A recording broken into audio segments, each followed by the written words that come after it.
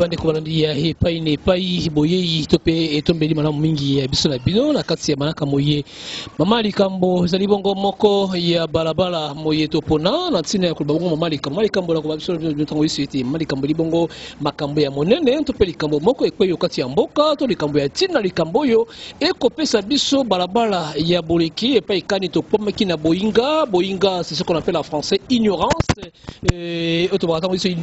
l'ignorance tue hein? Donc boyinga ekobomaka na kati ya manaka moye malikambo tokopeka bango balabala ya boleki mpona kotelisa biso na bino ete pa ignorance laki tobe boyinga yaki ta balabala moninga ya koleka yango oyo esikaki kozala esika ye kotia matemba te elongo na biso pela moko na bino soni molopwe na nzela bilobeli ndonga na nzela ya maliliki na litomba iso ya kotombela biso na bino bomoi molai ekolo Kongo mabele etika bongo ba ankoko na biso na bino poso leki bolanaki biso na bandeko bakiliki tomonaki elongo na biso na bino kasi tozalaki manaka elongo na mama Feza la grâce divine wali bongo patronne ya Am Africa World oyo kotala bongo likambo ya réveil ya conscience ya ba congolaises pai na bomoto pe na makambo na yango iso na manaka moye tosali na mama Feza tosimbaki bali tonon to pe tape par étape ya kolobelo teli bongo bomoto ya moto kati ya bato amosimbaki lokola totoki na sanza ya bomama ya kobea bongo valeur d'une femme na kati ya société ama Feza soka ki pa iwana te asimbaki pe kolobela biso na bino notali bongo la grâce divine to Feza yene nani Am Africa bit na yango etumbale yango alobaki biso na bino to kotoki obodindo ya kolobela ngenge mwasi ya Kongo akomi mokomelo apeki biyano atangaki yango to te bibi ya ye to sele mokaki pe to mei ko miamia kino kotuna motuna ete likambo tali bongo lobi ya mwasi ya Kongo bomoto na yango pe kino suka ya kolobela masolo moye elengela mi okati ekolo Kongo bosomi na zela mokonzi ya mboka diaspora e kolobela lenge kani ezaki lolenge wana te moko na lelo tosala recapitulation tokotongo penza kopesa biyano na manaka elekaki pe ya mibale tokokota bodindo ya kotalisa biso na bino pose ya diaspora etumba ya diaspora pe elikia na balabala oyo ba diaspora baza yango mpona bolamu ya mboka na biso mokolo na lobi ezali bongo mama lika na boye tokotonga mboka pe tokozisa mboka yango na ndenge tokanaki yango elobi lembo lokumu ete tokotonga mboka koleka oyo ezalaki ya liboso na makambo na biso yiso mafeza la grâce divine mbote mbote esengo ya komona lisupu na malabi bali na kati ya manaka moye tobe émission ma likambo okoloba nini na bandeko bandaki biso poso eleki bandaki biso mbala eleki na oyo nyonso babikelaki bamonaki na ba sentiment na ba répression ba préoccupation na bango okoyesa bango nini ya mbokuta mituna na ngai ya mokolo molelo pesi mbote pe na pesi bandeko nyonso to baza kolanda biso siko pe bambote ebele mingi ya koloba penza ezali te me soki tozongi soso ya mbala mibale ezali mpona kolimbolisa mwa moke mwa bapoint moko elobamaki baréaction na bato ezalaki mpona kotuna mpe mpona koluka vraiment kososola yango tozongi soso na tour ya mibale mpona kopesa explication wana bandeko bandaki biso na poso eleki ba réaction na bango ya iboso liete mwasi ya Kongo alandi manaka alobi mama Feza akoteli biso olobi ete mwasi ya komela masanga eli aussi méthode ya refi ya kokima mpe koboya makambo bango bakembeli yango basepeli na yango suka na yango olobaki olingaki koloba nini na kati ya likambo ngo ewana o balandaki yo bazwa précision na kati ya maloba mayo ya poso eleki na emonaki ngai ezalaki beaucoup plus mpona koloba lolenge biso tosalaka na mboka ya bapaya toza kotravaille na likambo oyo babengi bososoli to na français prise de conscience. Donc na kati ya prise de conscience wana tolobi avant ya koluka kobongisa il faut que sosola et soki to sosoli nde to bongisi.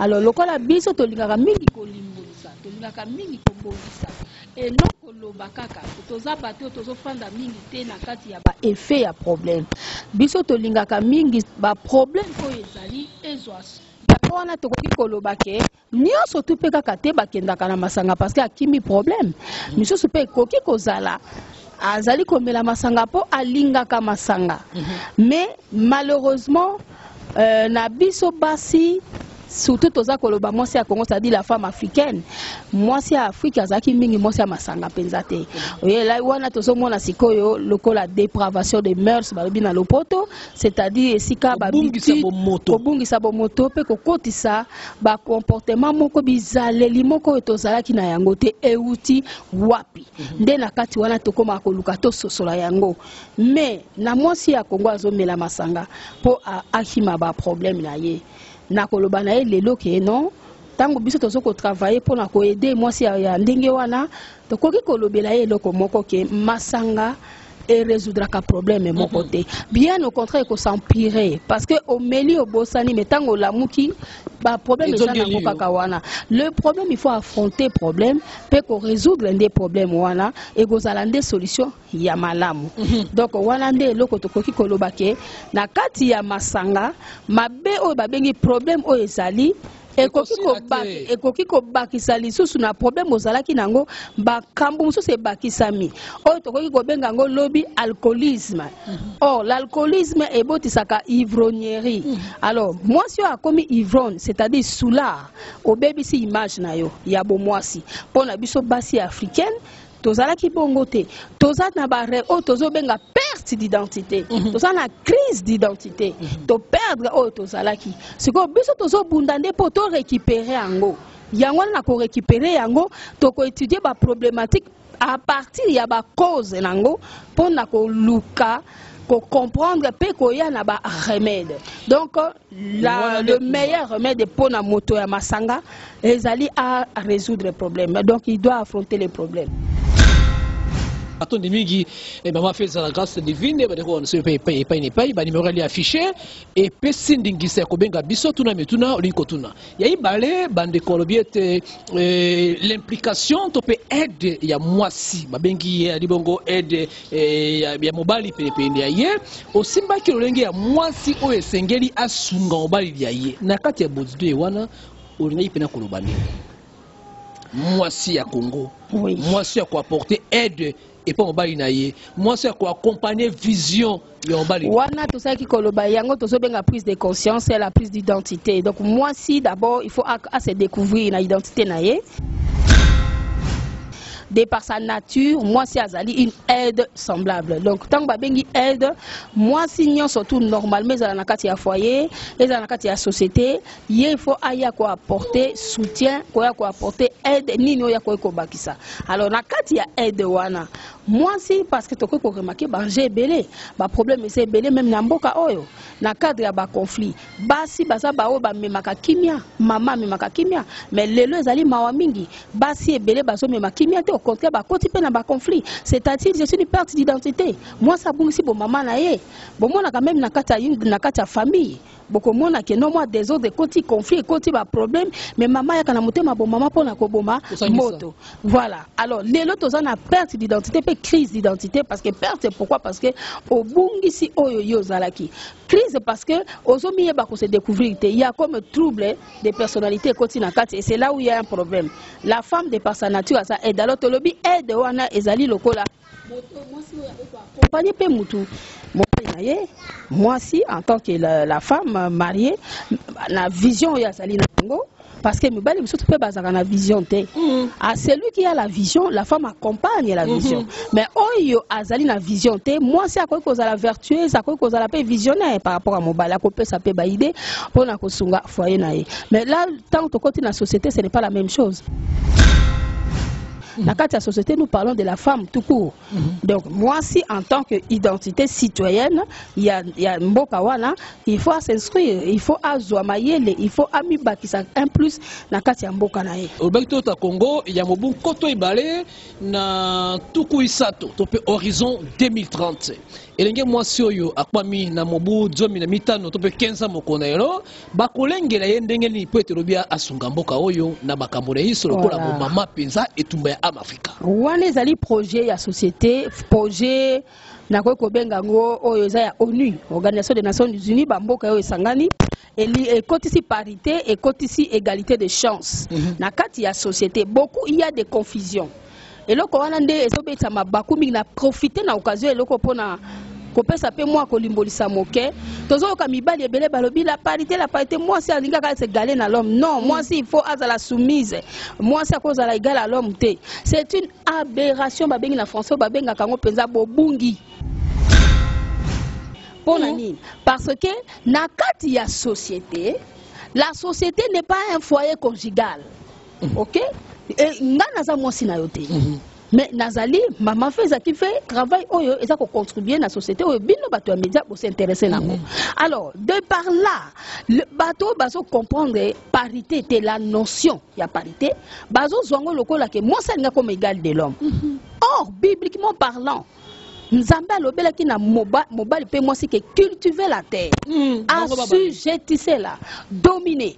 Ngana lobaka ngo à chaque fois que le premier libéral, donc Nzambe ye moko apesa ki na point de vue sociétaire, c'est-à-dire pour la société, moi si na mobali ba cultiver la terre. À conjuguer yango na troisième personne du pluriel. Donc ceci veut dire le plan de développement était donné à l'homme et à la femme. Parce que Dieu a fait l'homme et il a aussi formé la femme. Na lingala na kokoloba ke Nzambe asalaki moto mais ayeba ki pe na kosala mwasi. Voilà. Donc na kosala mwasi asalaki était zoba. Asalaki était pour former na ye sepelisa mobali. Non, a formé ye na oyo babengi bongo, oyo babengi ya molimo, pe oyo babengi ya intellect. Oui. Parce que Nzambe a tout perfection. À quoi que ça la bourriquité. Or, l'homme oublie que pour se développer, il a besoin, il y a partie à moi si. Parce que tant que moi ça ça le moto, ça qui complet. Ah, ça qui complet. Mawate, ça qui complet. L'homme, la femme était dans l'homme. Parce que ça qui complet. Ah, ça qui peut mouton mawate. C'est Dieu qui a dit il n'est pas bon que l'homme soit seul. L'homme était complet. L'homme avec un grand H. L'homme avec un grand H, ezali kosangisa mobali na mwasi esika moko basala. Citoyen et citoyenne, ndenge papa na nazaka kolobala, citoyenne et citoyenne. Ezali kozwa mwasi na mobali elongo batelema na société. Elingi koloba lelo mokilezo zonga nango kaka ne bandeli.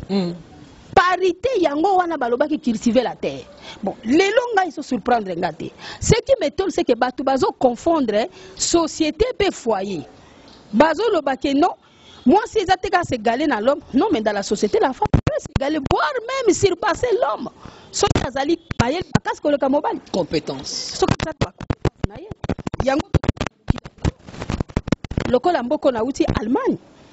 C'est une femme qui conduit et de la crise. L'histoire ici à prendre biso.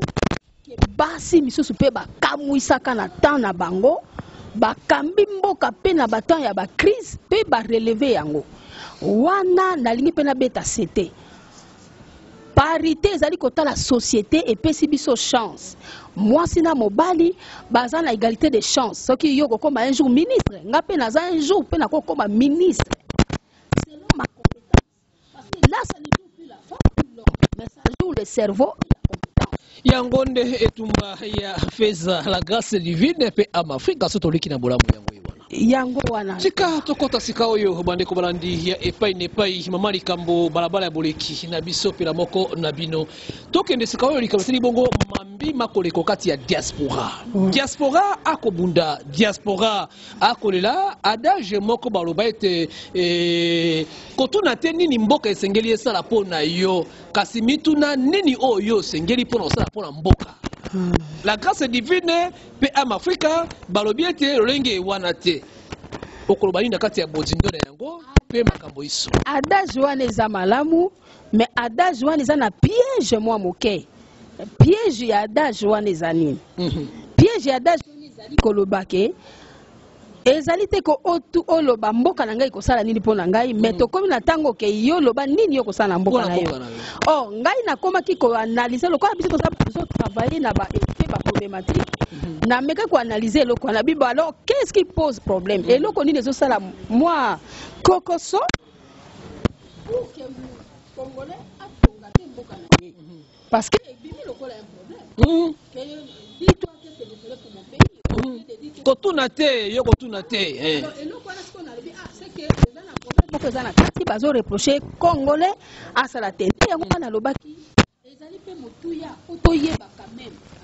eza motuya po toyeba quand même vraiment s'il vous plaît soki ekoki kopermettre conscience moko ya mboka mpe na population mboka aza na part de responsabilité oyo eza lokola image ya parent moboti nde ye nde faut semer éducation de base moboti nde ye nde abokola mwana toyokaka yango bien balobaka yango na badage na basitation ebele c'est-à-dire que moi kobota eza kobokola te bana nini baza kodévelopper affection na moto ya bokoli eke na moto ya botaka ye combien de moto okoti na yo mosundola ye mais oyo abokoli aza na affection na ye ayebi ke pasi minyoko banda bomwana moto wana contribue lobi soki akoli redevable na moto abokolaki ye le peuple congolais.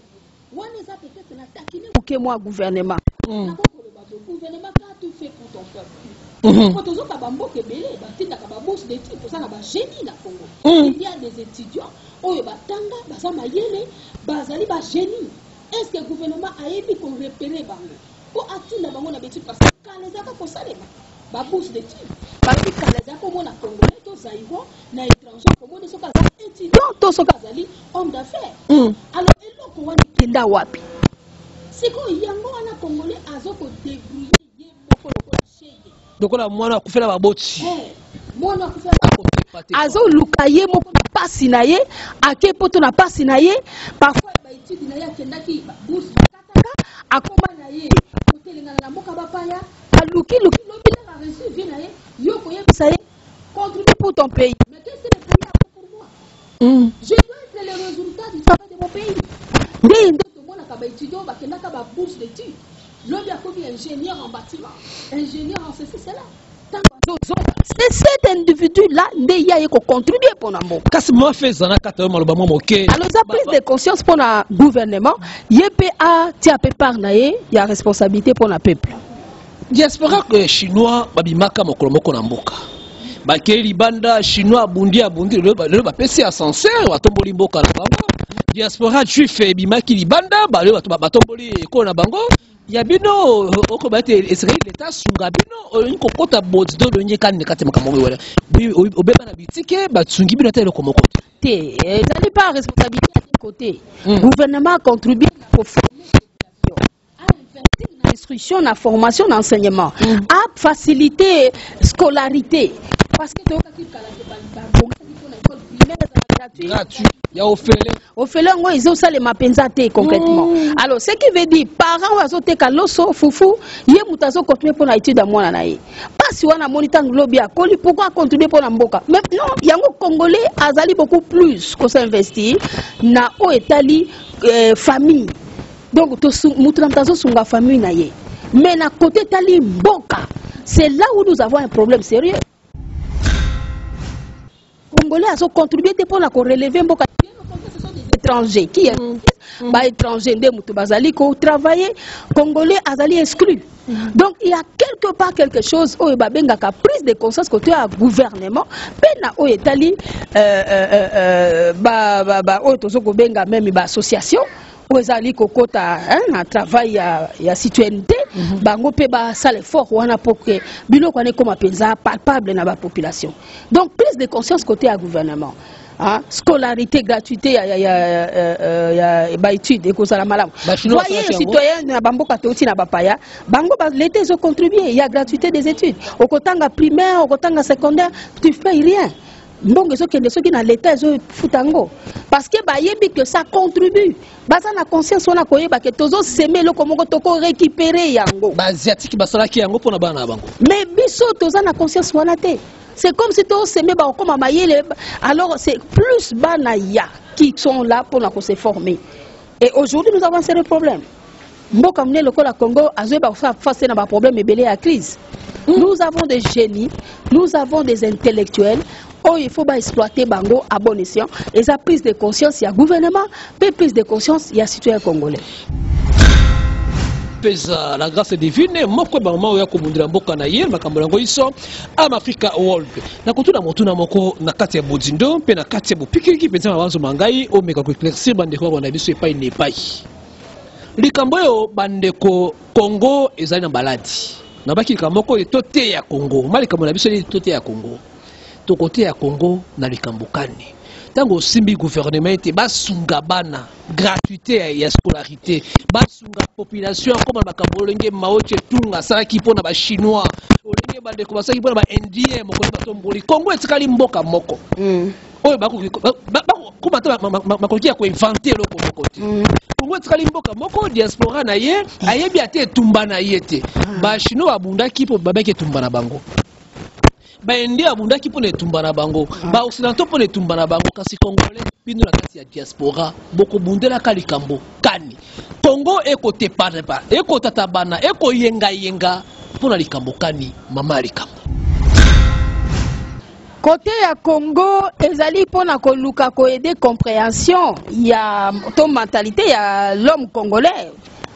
Zamboka moko réveil spirituel ekota ba église ebele chaque balabala ba église motonon soto aza pasteur motonon aza prophète prophétesse côté ya bible totei trop mais eza ko développer mboka ta totei bible batu batei bible balingi ko sambela mais motema mabe bazo teya nzambe vision révélation prophétie tout ça donc ba église oyo bazo benga ngo lokola ba magablo batongi yango chaque rue okoko kutala bien 3 4 églises na balabala mais ça va pas développer les pays ba église wana et ça ko contribuer na développement mboka te mais remarquez Nzambe azana besoin botonga l'église ebele te Nzambe azana besoin bo comprendre ye pe moto ami soso lazali nani Nzambe azosenga na ye nini soki soso yango tiango na misala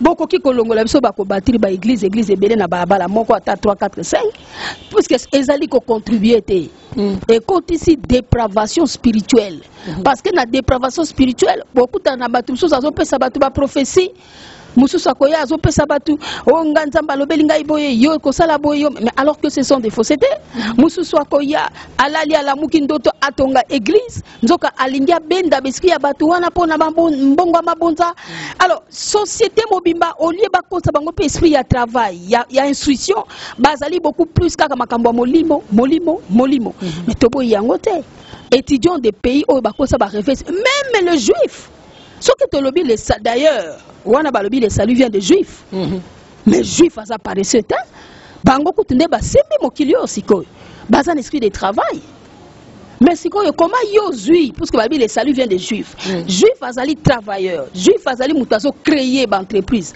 juif azali mutoyo mbongo eselo ko pamba yebi comment travailler l'argent. J'ai aussi remarqué une chose qui a bazana valeur ya mbongo te. Donc, c'est-à-dire quelque part, il y a un sérieux problème. Normalement, Nzambe ngo ndenge to sambelaka, yende fois pesa biso secret ya kotonga mboka. Yende fois apesa biso bolamuki. Mais Nzamba ngo ndenge abrutir biso. C'est très grave. Ce qui Nzamba ko sambela Nzambe komi ko abrutir, c'est que tu comprends des recettes te. To yebi Nzambe wana to so sambela te. Il y en a même dans la Bible. Il y a surtout dans Samaritaine. Alors, les Juifs savent qu'ils adorent. Mais vous ne savez pas qui vous adorez. yo kaka yo lelo ye kosambela nzambe lobi okokende kobondela Moloch, lobi kuna oke kobondela loge, lobi kuna maigari, lobi kuna oke groupe de réveil. Vous jouez avec des spiritualités et ça domaine moko faut na mayele.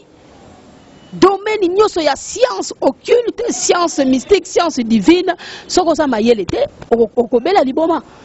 Congolais a décortiqué nzambe te na mayele pe ya bomoto.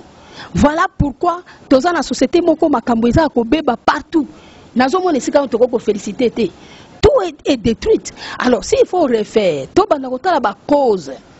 Dio lobi na ngai diaspora za ko sala nini azo welela nini azo contribuer te. Ba juif et tout ça là. Mais justement, yango nyo c'est que na prise de conscience, ba on peut ba sosola kit. La diaspora muta to mboka. Mais biso diaspora lelo qui yango na ebite soki ba sosola ki que diaspora il faut bima na politique, à côté na social pe na économie.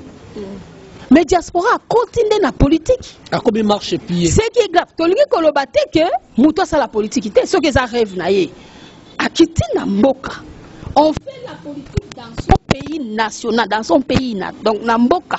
Pays natal na. Na pays na yo. Batala le monde entier. Ce qu'on a l'association qui est internationale, ça c'est autrement. Mais la politique est nationale.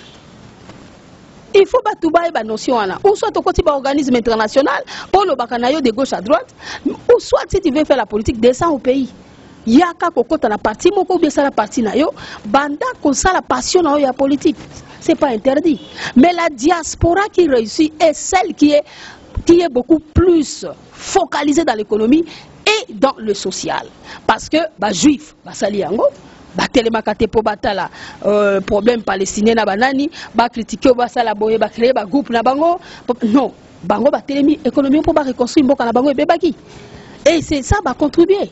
Diaspora juif, diaspora chinoise, diaspora oyozali irlandaise, ezali belé.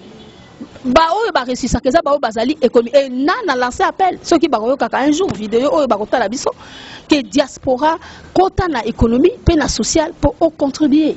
Est-ce que l'ingi politique descend au pays ou alors adhère-toi dans un parti politique ça là na katia au défendre couleur na yo na tuna moto na mafeza oyali moto sali bongo mibutu kuibaye na sambo na katia mikili ya poto 27 ans na katia mboka Allemagne. Ndenge komona diaspora ya Congo bokonaelo ba ninga bazali epai ni pai oyebani na bango boyebani bakwanda biso to la conférence ba diaspora sangani bo est-ce que diaspora ya Congo ezali capable ya kopesa biyano moko na lobi na kati ya mboka oyo ndenge diaspora ba chinois basalaki ya ba indien ba juif basalaki moko na lobi est-ce que ba diaspora ko bali na conscience et prise de conscience ba problème kati na bino ma diaspora ya Congo soko l'état pesi bino chance ya kosala. Bon, il y a de l'espoir, hein. Quand même il y a conscience qu'il y a une minorité autour de la diaspora positive. Diaspora positive, ou une minorité oyo ba si ba comprendre ba sosoli rôle na ba ko jouer et ba bandi ko travailler. Mais malheureusement c'est pas suffisant et malheureusement la insuffisance wana tozomona que la grande partie de la majorité majorité à diaspora a bungisi mission na ye ayebi yango souté et yango azali ko stagner yango azali ko tourner à rond parce qu'il a bungisi. Donc diaspora il faut akota na kati ya économie aluka aya ko investir aluka aya ko sala quelque chose pour na mboka na ye soki amoni qui a besoin mboka na échanger. Mais ce ne sera pas facile parce que nous sommes le résultat de ce qui était hier. Au moins les résultats makambu toza lelo eza o eza ki lobby parce que lobby beba ki makasi yango tozo vivre conséquences lelo nde yango na lobby facilité ezo senga penza prise de conscience individuelle ezo senga collective ezo senga travail makasi na ba ONG o bazo travail na domaine éducation il y a plus de conscience on a kolobaka toujours pe pona espérons même des pasteurs aussi hein o bazali côté na l'église koyeba pe kola musa côté wana esprit de travail il y a il y a instruction et tout pour que ba contribuer na mboka et Dieu voulant ça réussira. ekolonga lobi soki nzambe alingi na makambo na yango iso mama fesa la grâce divine ali moko ya basi bakobunda mpona bolamu ya mboka bakoluka lolenge ya kotombola mboka na bango ndenge ya kobongola lolenge ya komonisa kongo moko na lobi lelo oyo tango kovandaka na kati ya Afrika etumba na yo apport oyo ezali na kasi ya bakongolais ya diaspora to bakongolais kozala na kati ya étranger vis-à-vis na bakongolais oyo bakomi na kati ya mboka oyo quelles sont les difficultés pokoso nini oyo diaspora congolaise akokutana na yango libanda ya mboka na ye to pe nini oyo diaspora akokutana na yango lokola likama to pe difficulté na kati ya mboka na ye Congo oyo kosala ete babongisa yango to pe solution to pe réparation salama na lolenge ya kobongisa kimia okati ya bato mpona bolamu ya mboka moko na lobi difficulté kani oyo diaspora congolaise ekokutana na yango libanda ya mboka esika bozali lokola expatrié oyo bokomona lokola kokoso epai na bino ezali nini pe oyo bino bokomona awa na mboka na bino bakongolais bakenda libanda ya mboka baumela kuna oyo bakokutana lokola difficulté na kati ya mboka na bango po base maintenir ya kosala mosala mpe kotindika liboso oyo esali constant c'est qu'on peut réparer vis-à-vis du gouvernement liboso na bino ya diaspora ya libanda difficulté na libanda bon il y a certaines difficultés au diaspora c'est-à-dire ce manque de l'intégration. Biso toza ko travailler pe na domaine wana service intégration pour faciliter mopaya a luka a s'intégrer amikoti sana kati ya mboka bapaya eloko wana congolais partout esika kendaka amikoti sakate congolais aluka kanda créer communauté na ye na mboka bapaya na makasi ya sali eloko na ye ba komi ko identifier ke ba congolais bazali alors le problème wana nde yango ezali pe l'une des causes ils ont créé difficulté na ye admettons oyo azali na mboka Allemagne lelo lobi 26 ans 27 ans n'est pas c'est rien le problème c'est que quand tu fais de ces 26 ans lelo bamboka lokola bapaya otouti ya mindele eza na ba facilité nyonso soko tanga te lobo za zoba okina problème psychologique mais soki ezoko pesa ba opportunité ya kotanga mais congolais. Et il y avait ces reposants mon mususu ayene ti lokwa na mboka Allemagne à cause la 10 ans 15 ans ayebi ko loba mata mon ko ezaka déjà vecteur de communication ezali eux ils ont facilité tâche pour fongwama na mboka mopaya na bokoko to lobaka ti sika okei omoni ba otamba lokolo moko yo pe tia lokolo alors congolais ya lingi ko tia lokolo bongo te congolais soki akoti ya ke na ndenge na ye et c'est ça qui lui crée des problèmes plus tard parce que et kozala un ayebi nature ya bato bayambi ye na mboka na bango te de deux azali na ko se fermer ba ouverture parce que ayebi monoko wana te et de trois okomona pe que à perdre ba chance ebele à travail. Alors pour la point wana ozomona et le cause c'est plus grave congolais azali oyo bozomona s'il vous plaît congolais azali oyo bozomona par exemple mboka lokola Allemagne solo allemand mboka lokola anglais Bangleterre solo anglais mboka lokola Autriche solo allemand bamboka wana solo ba langue autre que le français congolais azana ba problème mais oyo eza plus grave que mboka lokola France to Belgique solo ba français congolais appelle un problème en communication. Congolais, monsieur Zali na ba ope bazali a fait 20 ans, 10 ans en Belgique. Ayebi français malamouté. Pourquoi? Parce que ba créer communauté na bango ya ba congolais et ba fandi ba lobaka lingala ba développer mentalité awa ba memikuna. Alors quand est-ce que kozwa oyo ya mopaya ya bien pour développer ngona mboka na yo? Donc c'est question à prise de conscience. On se retourner kawana. Donc, c'est-à-dire que diaspora a se créé moins difficulté à manque d'intégration. Mais d'un autre côté, Tobo ça n'a pété. La chance de réussir les akaka facilité le col à Bissau. Ah, on a moni beaucoup plus l'étranger. Ça a chance à réussir que Congolais. Chance à mondialité, na kati Afrique. Voilà, na moni bapaya ndé bazo réussir mingi. Est-ce que parce que bapaya bazo tia sérieux et que Congolais ndé à ça ko tia sérieux? Ça c'est encore à vérifier parce que na koki ko pesa vika kaboyete sans approfondir ba recherche nangai donc pour nangai ezali eloko moko oyo ke mais pas ya mopaya eza devise eza lotomo ke mwana mboka liboso après mopaya mopaya ifo na sima poko sokani ba okutana na yango na bino ba oyo na prise de conscience oyo bokamati bomoto na kati ya mikili ya bapaya poko sokani ba okutana na kati ya mboka na bino tongo boko na kati ya Congo démocratique te utaki kokuta na bandeko ya diaspora basali moi échange ya ba idée na organisation yo plateforme yo ba diaspora basali awa na mboka Kinshasa.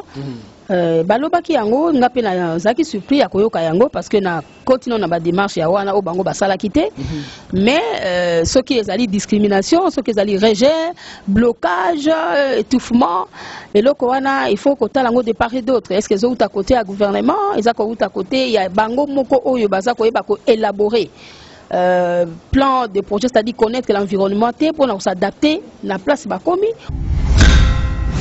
Tokabwai na yo tokon pesa na suka maloba kabwane kozala nini na bande koso bandi biso le bande pino na suka pambate toli pene leki makasi mingi.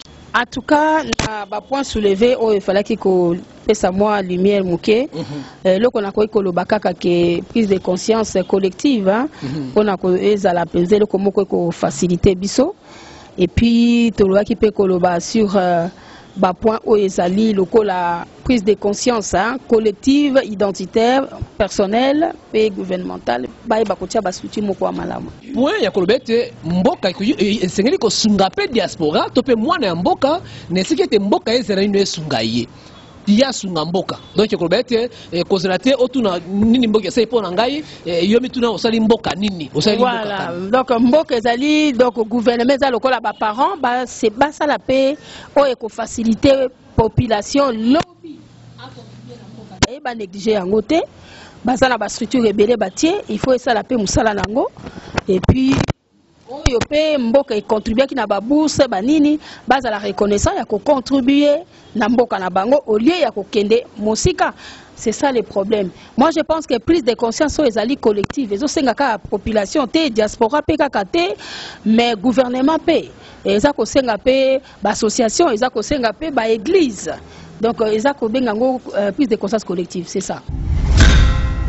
Bade ko ngai awa to kamandi ilongo la biso na bino na kati ya mali kambo tote ya Congo. Tote ya Congo ozali première phase, deuxième et troisième yango kozala ata ko mafisa ki mosika mikili ya poto. To kozanga te ko ba bokano yango to pe mali kambo yo. To sunga mi ilongo la biso na bino na anga epe le tinkia. To to pala mbala sima benga biso le couleur monde numéro est affiché à droite, deuxième mafisa na droite na gauche yango. Oso di mulo point benga tuna motu ni ko tuna e kozanga te biano elongo na biso pela mako na bino nonga le rike ayi za malingi to sunga biso na bino pe mokozi kiba meshintwa pe na ba o banso ne angere pe ne tingia boti karatango iso Rwanda etando ya bino Amerika na bokebi iso bokozala mokolo moko te na kobungisa bomoto na bino pela moko na biso za kitongo sonie tala mama likambo basalinga ngai mwana mama tangwe toki antambe na lelie to solo suka Fasi eleki na mboka bandeko to suka ya bomoi mboka ezanga bakonzi ba peuple bayebi epai balela te